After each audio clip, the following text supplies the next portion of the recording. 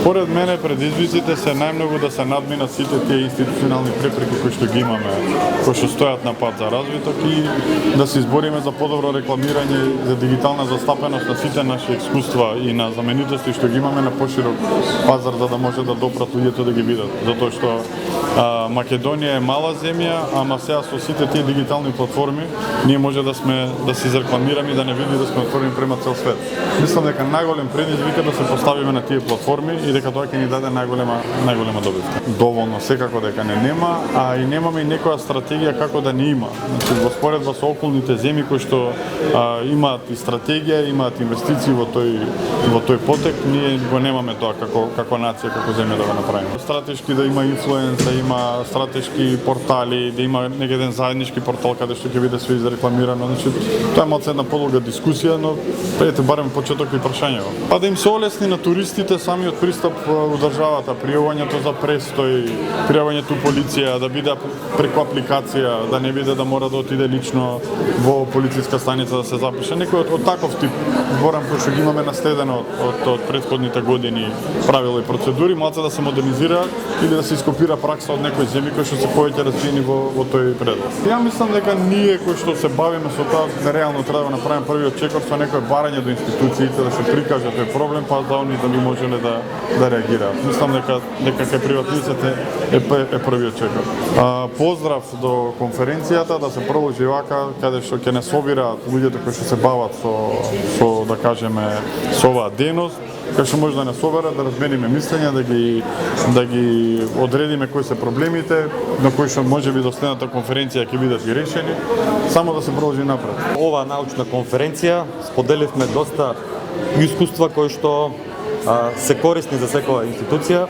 Заклучивме дека сите институции, образовните, нашата институција како центар и приватниот сектор се поврзани на некој начин за развој на туризмот и во регионот и во државата.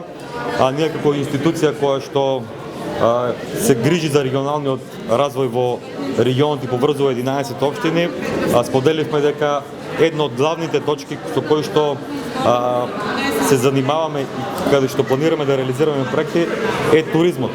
Бидејќи туризмот е гранка која што индиректно или директно поврзува повеќе подгранки и е еден двигател на економијата во регионот и во државата. Така да се надевам дека од оваа конференција сите добивме некои идеи, некои заклучоци како заедно да функционираме, да придонесеме до поразвиен регион, до подобра туристичка понуда, која што понатаму и на домашните и на иностранските туристи ќе им овозможи да го посетат регионот и празниците, годишните одмори да ги минуваат на истокот од државата. Ние како институција имаме човечки капацитет и кадар кој што е спремен идеите да ги преточи во конкретни проекти.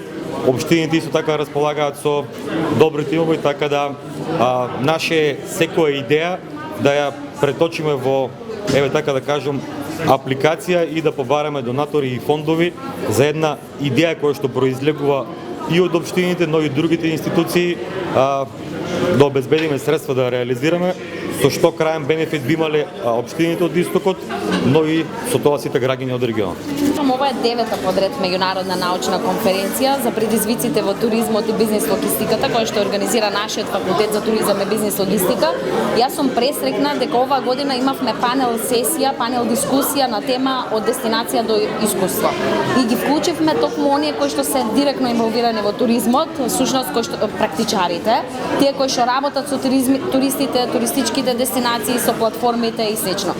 Она што произлезе од дискусијата е тоа дека ние сме на прав пат, ги имаме соодветните предмети во нашите студиски програми.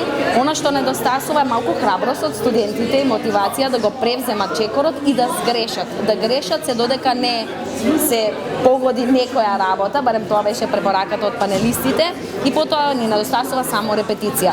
Не секогаш иновацијата е она која што се исплаќа на крај. Има и имитација која што успешно може да се пласира токму на нашиото поднебие, само треба да бидеме будни да гледаме. Значи, сум среќна бидејќи се потврдија дека сме на прав пат со студиските програми, останува на нас како образован кадар да истражуваме повеќе, да реагираме онаме каде што е најпотребно, стратегиите за туризам, стратегиите за развој заедно со сите вклучени странки и на крај да ги нормално да ги мотивираме студентите да продолжат и да преземат иницијативи. Ни треба плюс уште повеќе уникатни искуства кои што локалното население може да ги креира, да ги нуди како производи на пазарот, бидејќи Македонија е богата со места, луѓе кои што имаат уникатни хоби, имаат уникатни професии, занаечи и слично. Ако ги инволвираме ни повеќе во се тоа кое што го градиме како еден пакет туризам, ќе добиеме уште побогата палета на понуди за странските и за домашните туристи.